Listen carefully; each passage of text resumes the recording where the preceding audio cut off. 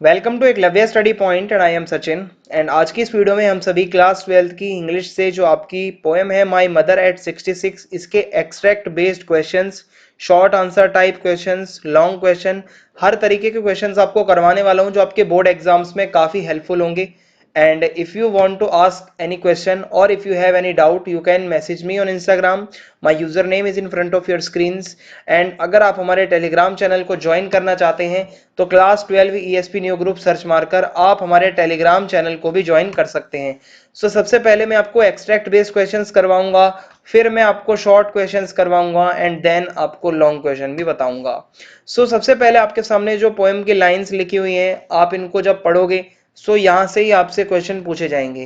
पहला क्वेश्चन है the tone of the poet in the extract. ये जो एक्सट्रैक्ट आपको दिया गया है इसमें पोएट की टोन कैसी है।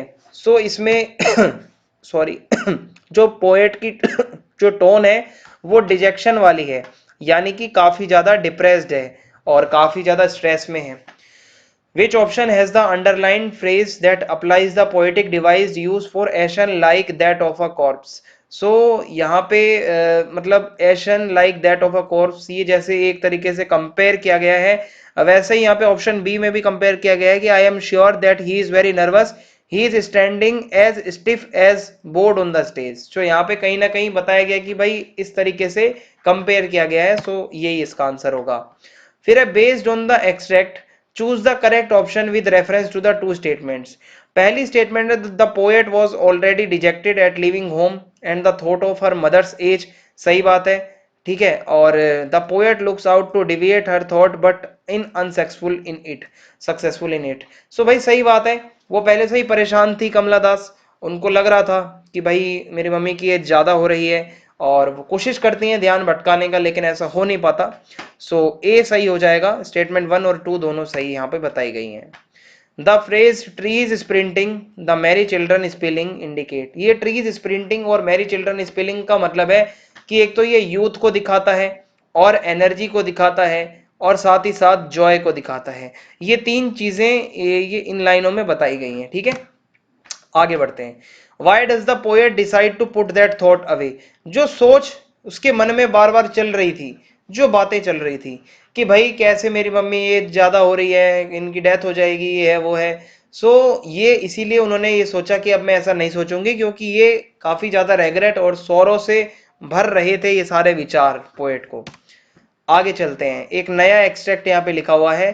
Driving from my parents home to Cochin last Friday morning I saw my mother beside me, doze open mouthed, her face ashen like that of a corpse and realised with pain that she was. भाई ये बता रही हैं कि मैं जब जा रही थी अपनी मदर के साथ में, उनका मुंह खुला हुआ था, ऐसा लग रहा था जैसे कि एक मतलब राख हो या लाश हो, और काफी ज्यादा मुझे दुख हुआ उनको ऐसा देखकर, क्योंकि वो अब ओल्ड हो रही थी, ये बताया गया है।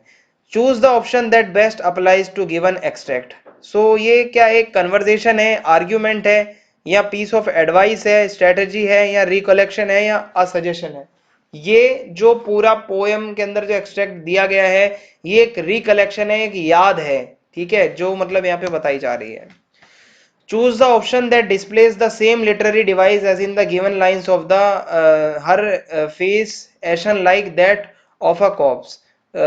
यहाँ पे जैसे कंपेयर किया गया है वैसे ही ऑप्शन बी में कंपेयर किया गया है। My thoughts were as heavy as lead that evening when. as आ गया, यानी कि कंपेरिजन हो रहा है, यही हो जाएगा इसका answer.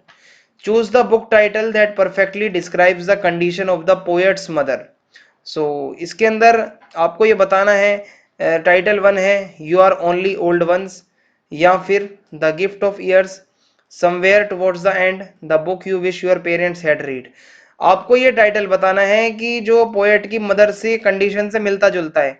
Somewhere towards the and जो खत्म होने वाला है, कुछ ऐसे मरने वाला है, ऐसा ही है भाई, उनकी मम्मी के साथ भी यही सब हो रहा है। हम कह सकते हैं टाइटल 3 इसका सही आंसर हो जाएगा। आगे बढ़ते हैं। Choose the option that applies correctly to the two statements given below. पहला है the poet wards off the thought of her mother getting old quickly.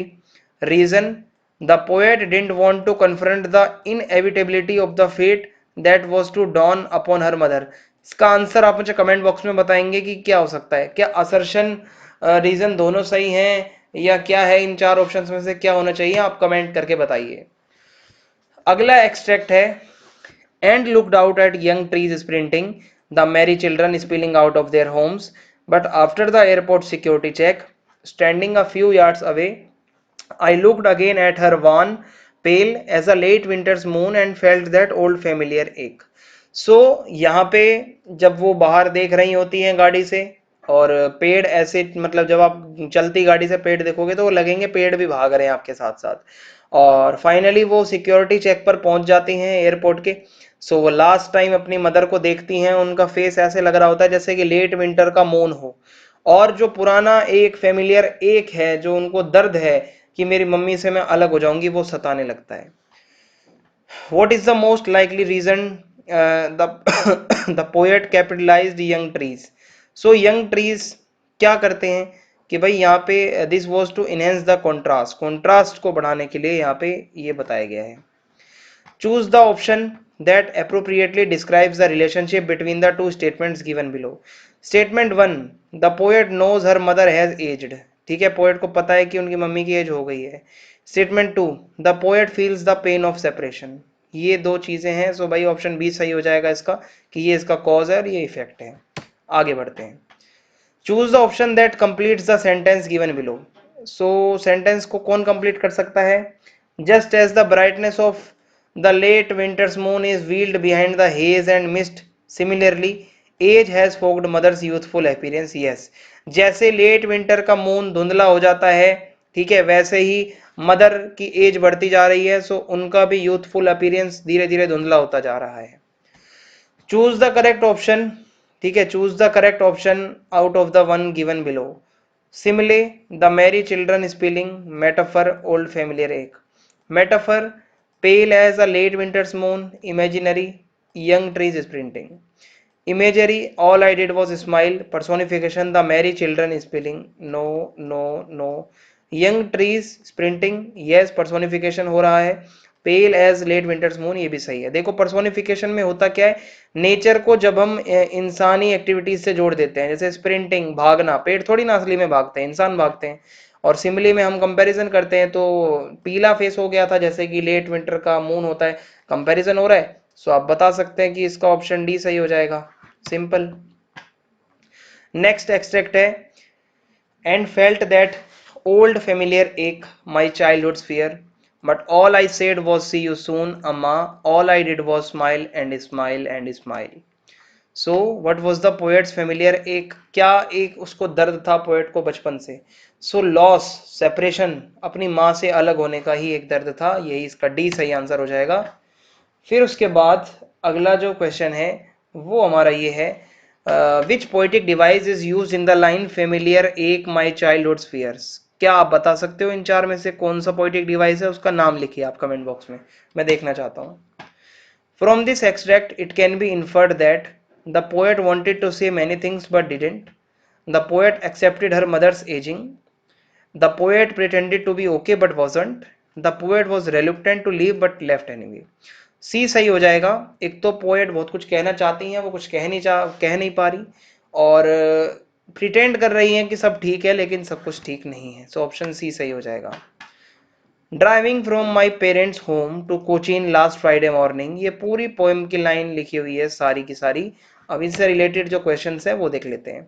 Why did the poet put her thought away, क्योंकि भाई बहुत दर्द दे रहे थे ये सारे थॉट उसको, सो ऑप्शन सी सही हो जाएगा।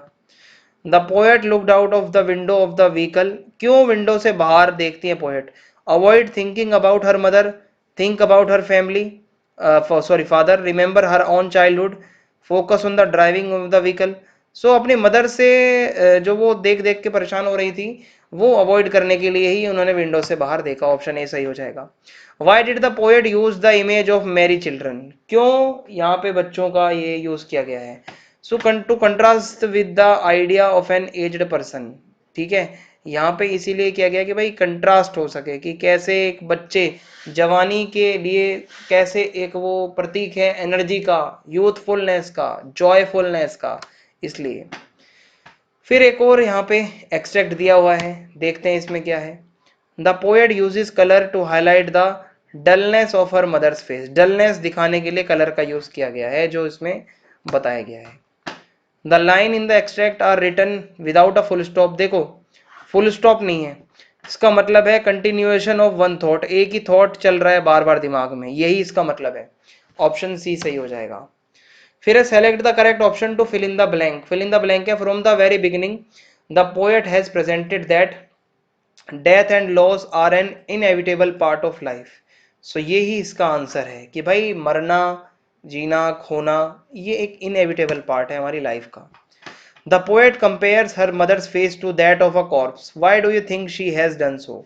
To show that impending death of the mother, कि भाई उनकी मदर की डेथ होने वाली है, फेस थोड़ा वैसा ही हो गया है, ढल चुका है चेहरा। सो यही इसमें बताया गया है। आगे बढ़ते हैं अब हम। Why was the realization painful? Because it included loss and separation. Realization असलियत क्यों दर्दनाक होती है? क्योंकि इसमें लॉस होता है, इसमें सेपरेशन होता है, इसलिए।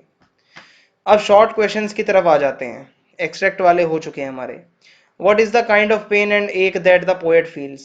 पोएट जब जब बड़ी हो रही हैं, उनकी मदर भी बड़ी हो रही हैं और ऐसा लग रहा है उनका फेस की काफी पेल है, डेथ बॉडी जैसा लग रहा है, और उनको लग रहा है कि भाई अब उनकी मम्मी ज्यादा नहीं जीने वाली हैं, यही एक दर्द है।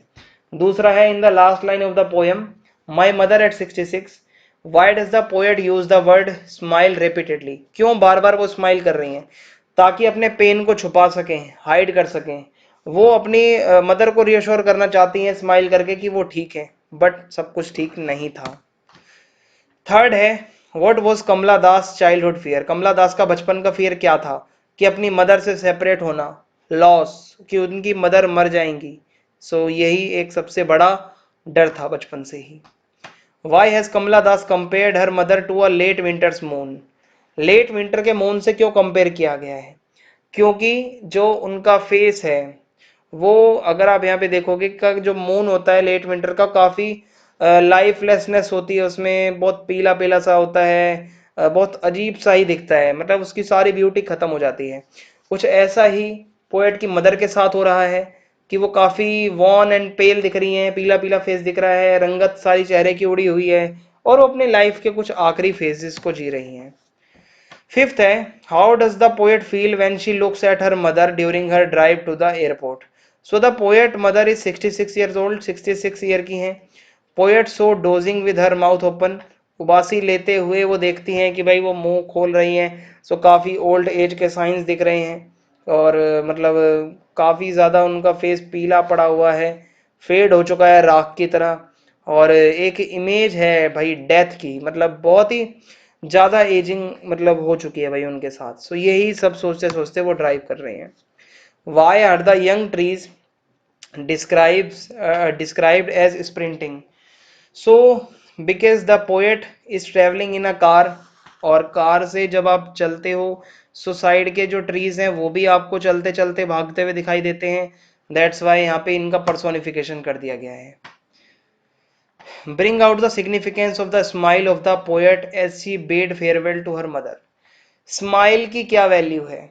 सो भाई देखिए, अगर स्माइल की है the poet smiles as she bids farewell to her mother and assures her that they would meet again. Smile इसीलिए की गई है कि अपनी मदर को वो एश्योर करें कि हम दोबारा जरूर मिलने वाले हैं। और वो अपनी मदर की तरफ देखती हैं जो काफी ज्यादा पीली पड़ चुकी थी, वीक हो चुकी थी, उनका दिल दुख रहा था कि भाई उनकी मदर दोबारा अब नहीं मिलेंगे शायद, बट वो स्टिल स्माइल करती हैं, अपने दर्द को, अपने आंसुओं को अंदर ही अंदर छुपाती हैं, और वो ये भी कहती हैं अपनी मदर को कि मैं आपसे दोबारा मिलूंगी, शी विल सी हर सून। और उसको अपने आप पे शक है कि दोबारा मैं मिल पाऊंगी भी या नहीं। सो बार बार जो स्माइल हो रही है इसका यही मतलब है कि काफी सिग्निफिकेंट है, स्माइल जरूरी है, ताकि मदर और डॉटर दोनों को कंफर्ट रहे कि हाँ भाई मेरी बेटी खुश है, उसको लगे मेरी मम्मी खुश है। दैट्स वाई स्माइल की बहुत सिग्निफिकेंस है। इसी के साथ हमारी ये वीडियो खत्म होती है। कमेंट करके आप जरूर बताना वीडियो कैसी लगी, एंड वीडियो को ज्यादा से ज्यादा शेयर करें, चैनल को सब्सक्राइब करें। जय हिंद, जय भारत।